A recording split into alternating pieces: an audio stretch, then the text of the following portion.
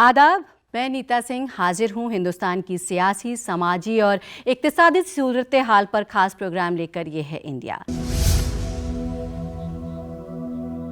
हमारी आज की पेशकश में बात नेशनल एजुकेशन पॉलिसी 2020 की। जी हाँ, अब हमारे देश की पुरानी एजुकेशन पॉलिसी पूरी तरह से बदल गई है और उसकी जगह एक बिल्कुल नई, वाइब्रेंट और रिवोल्यूशनरी एजुकेशन पॉलिसी पूरे मुल्क में मुकम्मल तौर पर लागू कर दी गई है।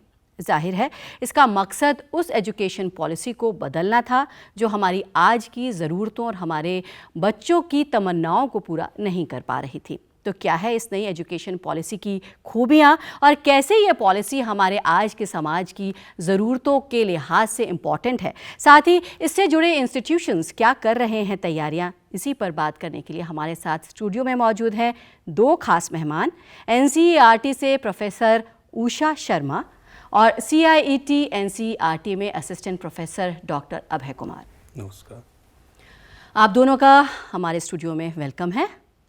उषा जी, ये बताइए कि NCERT की इस दिशा में क्या काम कर रहा है, कितनी मुश्किलें आपकी बढ़ गई हैं, किस तरह से आप इसमें योगदान दे रही हैं? अब हम बच्चों के लिए जब काम कर रहे हैं तो हमारा जो पूरा टारगेट है वो बच्चे हैं। तो जब हम बच्चों के लिए काम करें तो अब हम जो भी काम करते हैं तो हम जहन में बच्चे को रखते हैं कि अच्छा, अब बच्चे अगर मान लीजिए कि बहुत दूर दराज के क्षेत्र में हैं और वे मतलब मोबाइल ऐप पे नहीं कुछ देख सकते या फिर टेलीविज़न नहीं देख सकते या फिर कोई जो हमारा NCERT का ऑफिशियल यूट्यूब चैनल है उस पर कुछ नहीं देख सकते, तो रेडियो एक माध्यम बनता है। तो अब हम सोचते हैं कि अच्छा, मान लीजिए कि मैं वो बच्चा हूँ जिसके पास हम ये नहीं देख पा रहे हैं, तो अब मेरे जो बात करने का तरीका है, जो सलीका है, जो पेस है, वो कैसा होगा। तो फिर हम बच्चे को सामने रखते हैं और फिर ऐसा कोशिश करते हैं कि ऐसे कहें कोई बात कि हम सामने बैठे बच्चे को बता रहे हैं। तो हम अपनी वॉइस मॉड्यूलेशन पे बहुत काम करते हैं और हम उनके साथ साथ सीख रहे हैं। तो शुक्रिया है सब बच्चों के लिए कि उनके बहाने हम ये सीख पा रहे हैं। कंटेंट को बहुत एनरिच करने की कोशिश करते हैं। तो हमारे पास जिस तरह से दो मोड हैं, एक विजुअल मोड है और एक हमारे पास ऑडियो मोड है। तो जब हम वीडियो पे जाते हैं तो हम कोशिश करते हैं कि विजुअल ओरिएंटेड चीज़ें हम उन्हें ज़्यादा दिखा सकें, कुछ पिक्चर्स दिखा सकें, कुछ हम उन्हें ऑडियो वीडियो प्रोग्राम्स दिखा सकें। अगर हम किसी एक तस्वीर पर भी बात करें तो वो तस्वीर ज़्यादा समय तक स्क्रीन पर टिकी रहे, जिसे वो देख सके। हम अपने स्तर पर उस पिक्चर को डिस्क्राइब करते हैं, लेकिन हम बच्चे के लिए समय देते हैं कि आप इस पिक्चर को बहुत बारीकी से देखिए और फिर उसके इर्द गिर्द वो बहुत सारी चीज़ें सोच सकते हैं। तो हमारी कोशिश तो ये है कि हम जो भी अपना कंटेंट डेवलप कर रहे हैं वो बच्चे समझ सके, उनका इंटरेस्ट डेवलप हो सके और साथ साथ वो उससे भी बहुत सारी चीज़ें सीख सके। तो हम कोशिश करते हैं कि कंटेंट कैसे एनरिच किया जाए, किस तरह की भाषा का प्रयोग किया जाए, क्योंकि हम एक आम बच्चे के लिए बात कर रहे हैं। तो हमारी भाषा, हमारी शब्दावली, हमारा कहने का तरीका और जो सोशल कल्चर पर्सपेक्टिव है हमारे भारत का, ये विविधता भरा है। तो विविधता भरे भारत के विविधता भरे बच्चों को ध्यान में रखकर हम ये कोशिश करते हैं कि हम कुछ नया लेकर आएँ, कुछ ऐसा लेकर आएँ कि जिसमें उनका मन लगे। तो बच्चों का मन समझना और बच्चों के मन के हिसाब से काम करना, ये हमारी कोशिश है। तो काफ़ी सारे चैलेंजेस हैं, तो क्योंकि टेक्नोलॉजी को काफ़ी ज़ोर दिया जा रहा है, तो क्या इस और भी किसी तरह की ट्रेनिंग्स, टीचर ट्रेनिंग्स हो रही हैं या ये भी कुछ प्लान है? जी बिल्कुल, ये तो कोशिश रहती है कि जब हम टीचर्स ट्रेनिंग प्रोग्राम करते हैं, तो जब हम टीचर एजुकेशन प्रोग्राम की बात करते हैं तो दो तरह के प्रोग्राम हमारे सामने आते हैं। एक प्री सर्विस टीचर एजुकेशन है और एक इन सर्विस टीचर एजुकेशन है। तो प्री सर्विस में तो ये सारी टेक्नोलॉजी का हम इस्तेमाल कैसे करें तो पढ़ते ही हैं और उसका इस्तेमाल भी करते हैं जब वे स्कूल एक्सपीरियंस प्रोग्राम में जाते हैं। लेकिन जो दूसरा हिस्सा है in service teacher training program, तो NCERT जिस तरीके से राष्ट्रीय स्तर पर ये प्रोग्राम ऑर्गेनाइज करती है तो ICT पे फोकस होता है और ICT को हम आइसोलेशन में लेकर नहीं चलते हैं। ICT हम ये करते हैं कि मान लीजिए कि आपको गणित पढ़ाना है या गणित में कुछ आपको अवधारणाएं क्लियर करनी है, तो फिर आप टेक्नोलॉजी का क्या इस्तेमाल करेंगे। भाषा पढ़ाते समय आप टेक्नोलॉजी का क्या इस्तेमाल करेंगे। तो जो पूरी की पूरी टेक्नोलॉजी है, जो पूरा ICT है, वो किसी एक विषय के संदर्भ में ही पढ़ते हैं। तो वहाँ पर पॉसिबिलिटीज़ को एक्सप्लोर करने की ज़रूरत होती है कि हमारे पास अगर मान लीजिए कि लिमिटेड रिसोर्सेज हैं तो हम उन लिमिटेड रिसोर्सेज में क्या बेहतर कर सकते हैं, क्या बेस्ट दे सकते हैं। तो ये सलाहियत भी एक टीचर के पास होना बहुत ज़रूरी है कि संसाधन है तो कैसे काम करें, संसाधन नहीं है तो कैसे काम करें, और साथ साथ सबसे महत्वपूर्ण बात है कि हम अपने रिसोर्सेज को जनरेट कैसे करें। तो इसलिए आईसीटी में लगातार सीखते हैं कि हम कैसे किस तरह से मोड में हम काम कर सकते हैं। जी अभय जी, जैसे आपने बताया कि एक बड़ा कदम है ये टेक्नोलॉजी के क्षेत्र में, बहुत सारे चैलेंजेस आपके सामने भी होंगे, तो किस तरह के चैलेंजेस आपके सामने आ रहे हैं? टीचर ट्रेनिंग्स के लिए आप किस तरह के काम कर रहे हैं? स्टाफ भी लिमिटेड होगा और दूसरे रिसोर्सेज भी लिमिटेड होंगे, तो किस तरह से आप उसे कोप अप कर पा रहे हैं? जो चैलेंजेस है टेक्नोलॉजी को इस्तेमाल करना, एक तो कुछ सिस्टेमिक चैलेंजेस है। Systemic challenges in the sense कि जब हम टेक्नोलॉजी को इंटीग्रेट करते हैं, मैडम जैसा बात कर रही थी कि हम उसको डिफरेंट सब्जेक्ट्स को पढ़ाने के लिए हम जब टेक्नोलॉजी को इंटीग्रेट करते हैं, तो उसको इंटीग्रेट करने के अपने कई सारे लिमिटेशंस हैं कि हम किस हद तक हम उसको इंटीग्रेट कर पाएंगे। हम जब क्लासरूम में बच्चे को पढ़ाते हैं हम बच्चे क्लासरूम में, तब बच्चा, जैसे आज ये कोविड का जो सिचुएशन है, इसमें लॉकडाउन्स हैं, स्कूल्स कॉलेजेस बंद हैं, बच्चे अपने घर पर हैं, लेकिन और बच्चे अपने ऑलरेडी स्कूल्स को मिस कर रहे हैं। वो जो फेस टू फेस जो लर्निंग है, बच्चों का जो टीचर भी मिस कर रहे हैं और बच्चे भी मिस कर रहे हैं, क्योंकि वो मेरे ख्याल से बेस्ट लर्निंग तभी पॉसिबल है जब बच्चे आपस में इंटरैक्ट करते हैं, जो पीयर लर्निंग की जो हम बात करते हैं। तो लेकिन एक दूसरे पहलू यह भी है कि इस कोविड के सिचुएशन में हम टेक्नोलॉजी के द्वारा एटलीस्ट हम उनके पास पहुंच पाए, हम लर्निंग बच्चों के तक ले जा पाए। ये एक महत्वपूर्ण एक इम्पॉर्टेंट स्टेप है। इसके साथ साथ जब हम कैमरे के सामने जब हम कोई रिसोर्सेज बनाते हैं, तो एक टीचर जब क्लासरूम में पढ़ाता है तो 30, 40, 50 बच्चों के सामने ही पढ़ा रहा होता है, लेकिन जब आप उसको शूट करते हैं तो एक कैमरा जब आपका स्टूडेंट होता है, तो हालांकि आप कैमरा के सामने पढ़ा रहे थे, लेकिन हम एक टीचर की कोशिश जो होती है, जो मैडम बात कर रही थी, कि हम ज़्यादा से ज़्यादा उसको इतना इंटरेस्टिंग बना पाएँ, क्योंकि वो हमारे पास वो फैसिलिटी नहीं है वो कि हम बच्चों के सामने रखकर हम इंटरेक्ट कर सकें। इंटरेक्टिविटी का इसमें एक अभाव होता है। तो हमारी ये कोशिश होती है कि जितना ज़्यादा से ज़्यादा हम इंटरेस्टिंग बना सकें ताकि बच्चे को सीखने में मदद मिले। तो मैं समझता हूँ कि जो सबसे महत्वपूर्ण चैलेंज है वो यही है कि हम अपने रिसोर्सेज को कितना ज़्यादा से ज़्यादा हम उसको इंटरेक्टिव बना सकें या इंटरेस्टिंग बना सकें, ताकि बच्चों को सीखने में ज़्यादा से ज़्यादा उसको सुविधा हो जी। और ऑफ कोर्स जहाँ तक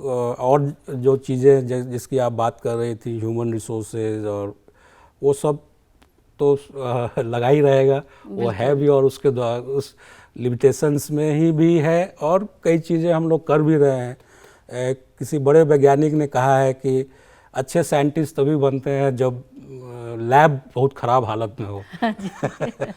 तो हम लोग भी कोशिश कर रहे हैं कि और भी हम अपना इंफ्रास्ट्रक्चर को ऑगमेंट करें और ये जो नए डिमांड्स आए हैं उसको हम मीट कर पाएँ। लेकिन इन सब से जो महत्वपूर्ण मुझे यही लगता है कि रिसोर्सेज को हम कितना बेहतर कर पाएँ, वो सबसे ज़्यादा एक चैलेंज है हम लोगों के साथ। जी, तो चैलेंजेस बहुत सारे हैं। उषा जी, अगर हम बात करें कि आपने कहा पढ़ाने के तरीके में बदलाव लाया गया है, रटने पर जोर नहीं दिया जा रहा, समझने पर जोर दिया जा रहा है, तो उस दिशा में क्या किया जा रहा है? किस तरह से क्या प्रैक्टिकल नॉलेज दी जाएगी, या फिर स्किल्स इम्प्रूव करने पर किस तरह से ध्यान दिया जा रहा है?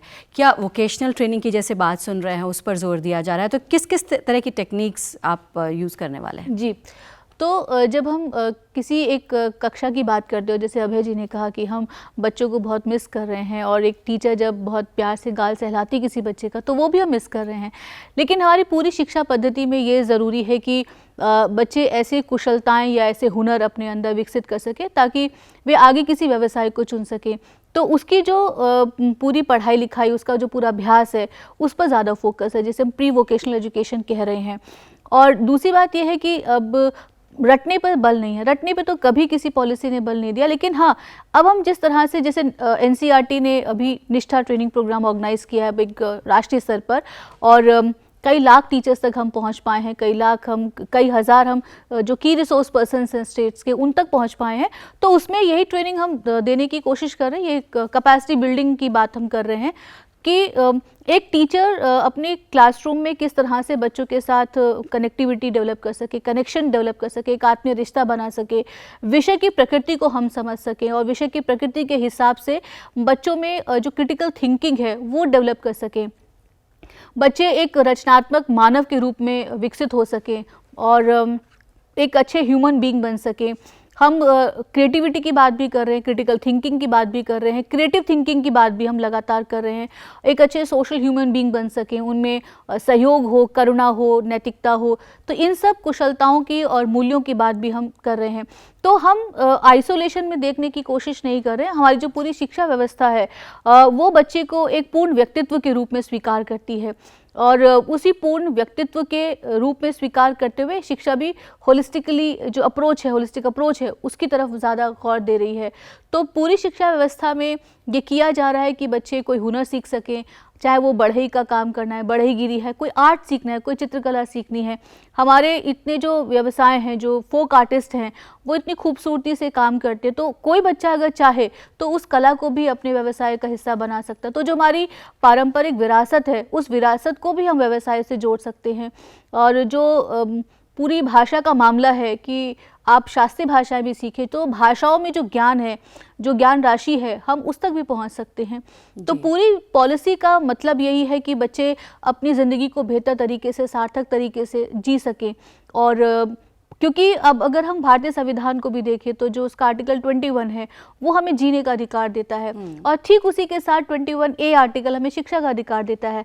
तो ये भारतीय संविधान खुद बताता है कि हम शिक्षा को जिंदगी के साथ जोड़ कर देख रहे हैं, जिंदगी से अलग नहीं करके देख रहे हैं। जी, होलिस्टिक अप्रोच की बात करती है ये जो न्यू एजुकेशन पॉलिसी है।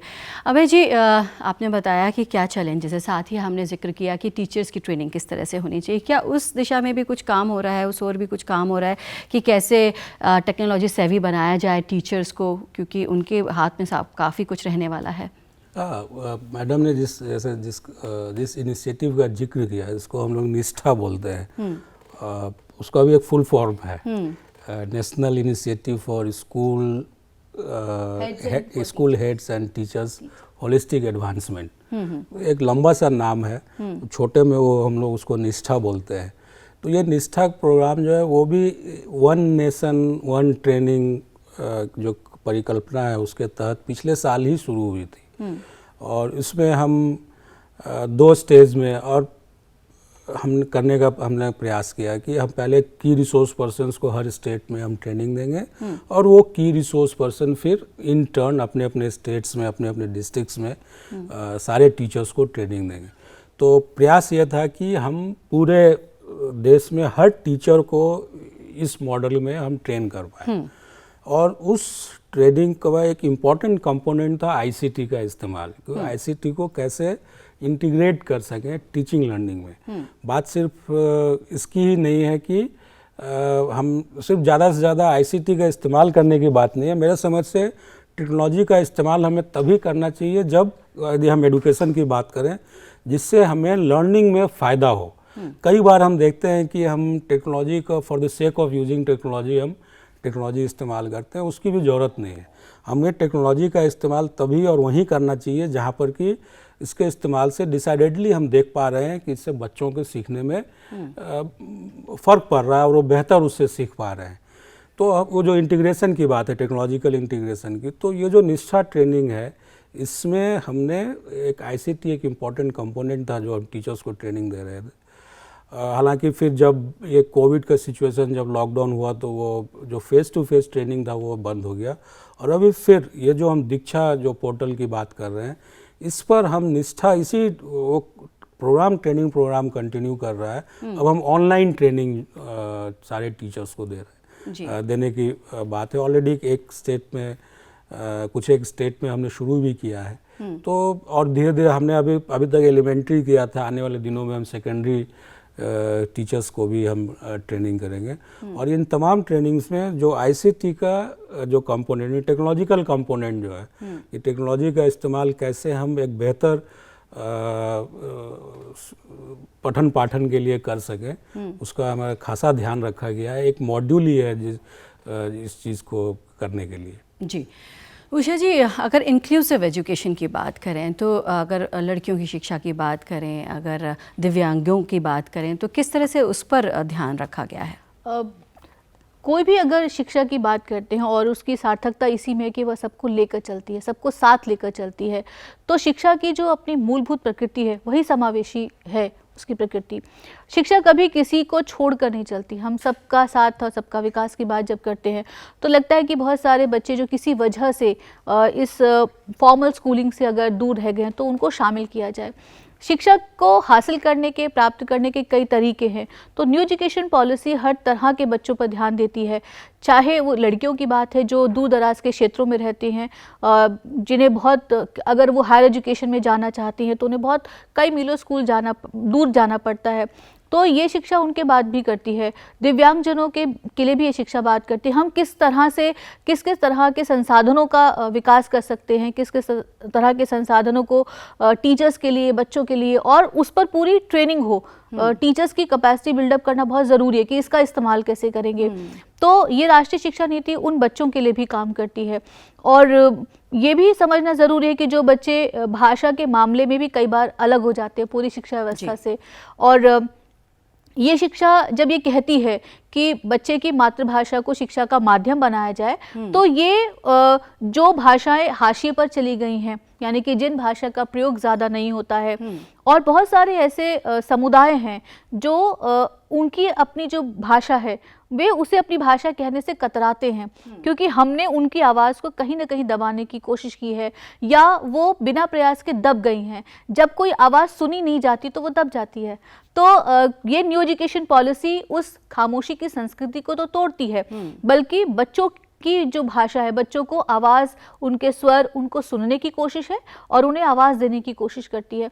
तो ये कोशिश है कि बच्चों की मातृभाषा, चाहे वो कोई भी भाषा हो, हम जब मातृभाषा की बात करते हैं तो हम हिंदी अंग्रेज़ी की बात नहीं करते हैं। हम पूरे हिंदुस्तान में जितनी भाषाएं बोली जाती हैं हम उनकी बात करते हैं। और यहाँ ये समझना भी बहुत ज़रूरी होगा कि भाषा और बोली में हम ये जो फ़र्क लेके चलते हैं आमतौर पर, ये कोई फ़र्क नहीं है जी।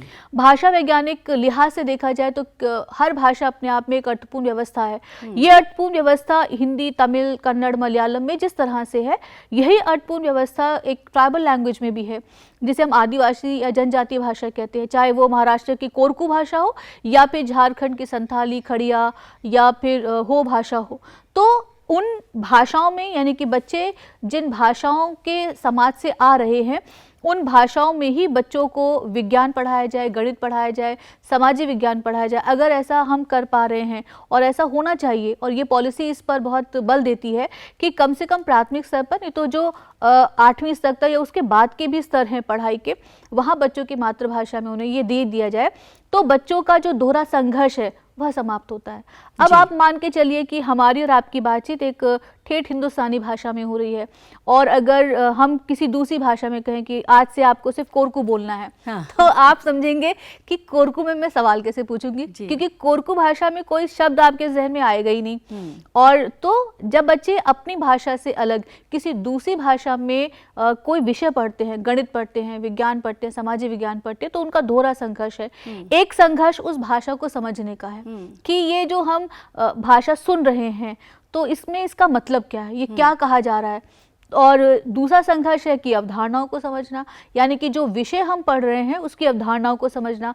तो जब हम मातृभाषा को माध्यम बनाते हैं तो हम कहीं ना कहीं उन बच्चों को भी इस पूरी शिक्षा व्यवस्था में शामिल कर रहे हैं, उन्हें उनका भी समावेशन सुनिश्चित कर रहे हैं जो भाषा की वजह से कहीं हाशिए पे चले गए थे। तो ये न्यू एजुकेशन पॉलिसी इस लिहाज से बहुत खूबसूरत तरीके से इस बात पे ताकीद करती है, कहती है और बल देती है कि बच्चों की भाषा को आप माध्यम बनाएं तो ज़्यादा बेहतर होगा।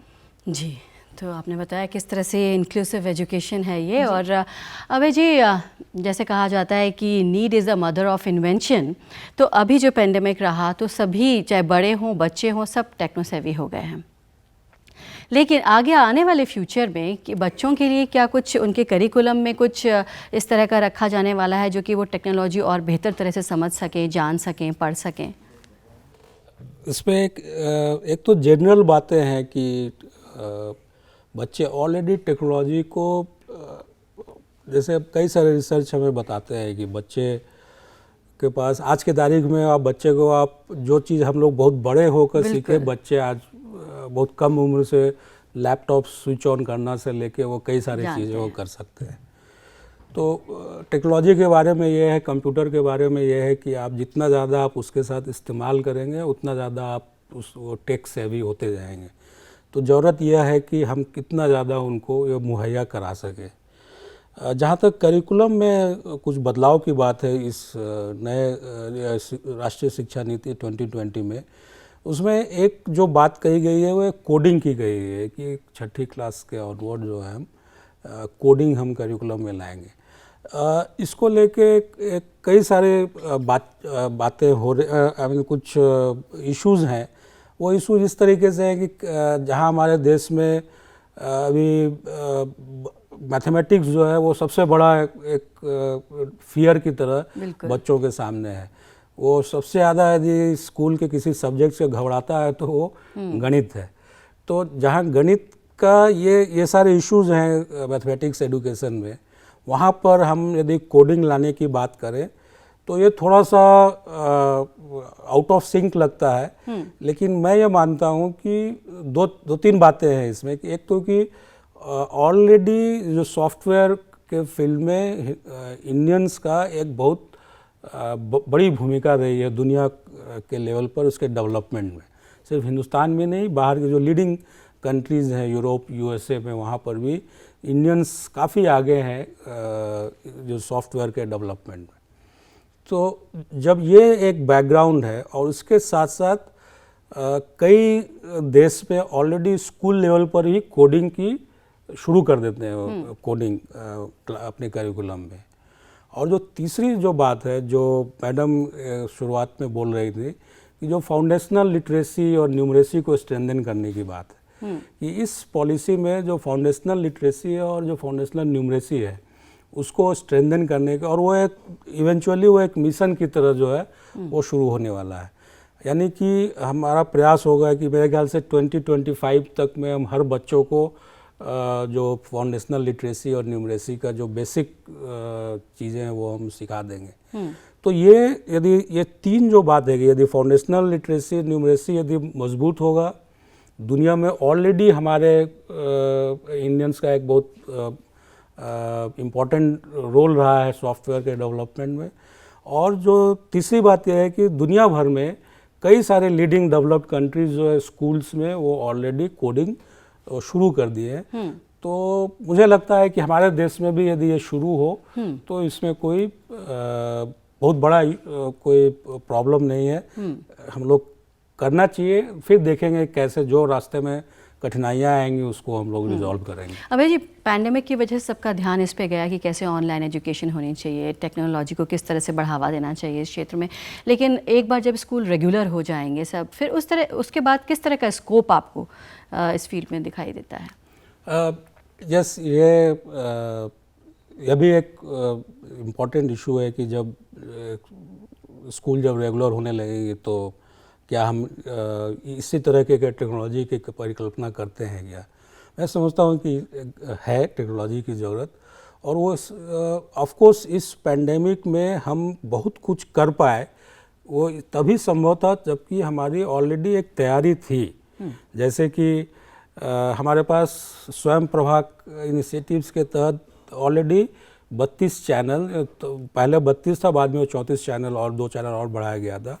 ऑलरेडी 34 चैनल्स, टीवी चैनल्स हम ऑलरेडी 3 साल से चला रहे थे। इनफैक्ट मैं बोलूँगा कि टेक्नोलॉजी में कई सारे इंटरवेंशंस लिए गए, लेकिन जो स्वयं प्रभा का इनिशिएटिव 2016 में लिया गया था उसका एक फार रीचिंग कंसिक्वेंसेस रहा। यदि वो नहीं होता तो आप परिकल्पना कीजिए कि आज के तारीख में हम कैसे बच्चों तक पहुँच पाते।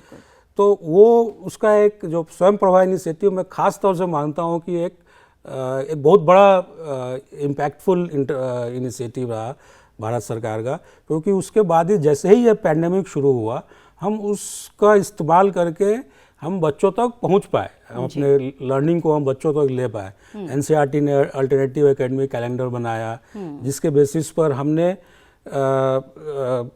हर लेवल के लिए हम अपने टीवी स्टूडियो से लाइव डिस्कशन डेली 6 से 6.5, 7, 8 घंटे तक भी हमने लाइव डिस्कशन चलाए हैं जो कि बच्चों तक पहुंच पाया और बच्चे उसको देख रहे हैं क्योंकि उसका हमें फीडबैक भी मिलता रहा। जी। जो चीज़ें इसके साथ साथ एक और इनिशिएटिव स्वयं करके है, जो स्वयं मूक्स जिसको बोलते हैं, मैसिव ओपन ऑनलाइन कोर्सेज।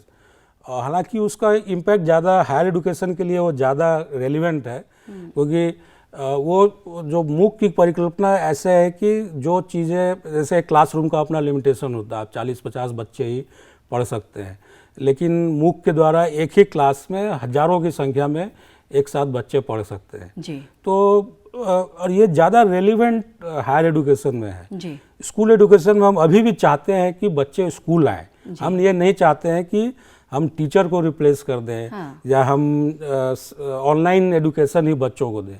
ये सप्लीमेंट्री है। ये अब एक तो अभी के सिचुएशन में और आगे आने वाले दिनों में भी बच्चे के पास जब फुर्सत हो तो वो इन रिसोर्सेज को वो देख सकता है।